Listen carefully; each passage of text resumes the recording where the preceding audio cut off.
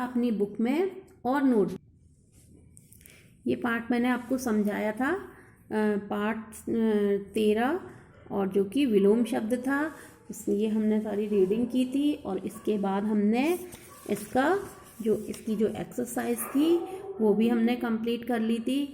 उसके बाद हमने बुक में भी, अपनी नोटबुक में भी वर्क किया था। देखिए मैं आपको बता देती हूँ कि नोटबुक में मैंने आपको वर्क कंप्लीट करवा दिया है। एक बार मैं फिर से रिपीट कर देती हूँ। विलोम शब्द, पार्ट 13, विलोम शब्द। प्रश्न उत्तर। विलोम शब्द किसे कहते हैं? जो शब्द एक दूसरे का उल्टा या विपरीत अर्थ देते हैं उन्हें विलोम शब्द कहते हैं।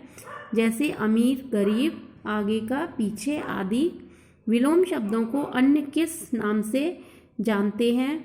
इसका उत्तर है विलोम शब्दों को विपरीतार्थक नाम से भी जाना जाता है। उसके बाद है उदय का विलोम शब्द क्या है? तो उदय का विलोम शब्द विलोम अस्त है।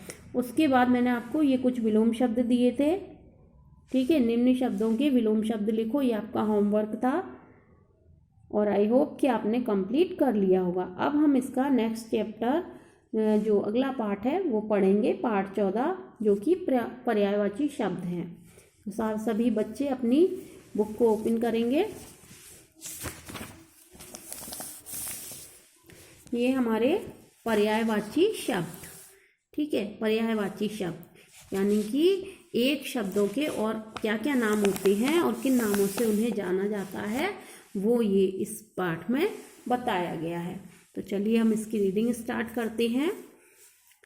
एक ही वस्तु को अनेक नामों से पुकारा जाता है, लेकिन उन सभी अलग अलग नामों का अर्थ समान होता है। जैसे, लेकिन एक ही नाम होता है, एक ही चीज़ होती है लेकिन अलग अलग नाम होते हैं, ठीक है। जैसे ये आँख है, अब इसके आँख को हम क्या क्या बोलते हैं? नेत्र भी बोलते हैं, नयन बोलते हैं और लोचन बोलते हैं।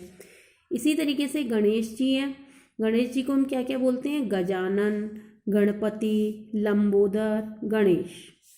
इसी तरीके से सूर्य है, इसको हम क्या क्या बोलते हैं? सूर्य, रवि, दिवाकर, दिनकर। अग्नि यानी कि आग, ठीक है, अग्नि, आग, पावक, अनल। अब इसको समझते हैं। प्रत्येक चित्र के 4-4 नाम दिए गए हैं, लेकिन इन चारों नाम के अर्थ समान हैं। समान अर्थ देने वाले शब्द ही पर्यायवाची शब्द कहलाते हैं। आप इस तरीके की अगर लाइन आती है तो आप इसको अंडरलाइन कर लिया करिए, ओके। समान अर्थ वाले शब्द ही पर्यायवाची शब्द कहलाते हैं। इन्हें समानार्थक शब्द भी कहते हैं, ठीक है। इनको क्या कहते हैं? पर्यायवाची शब्द और समानार्थक, यानी कि समान अर्थ देने वाले जो शब्द होते हैं।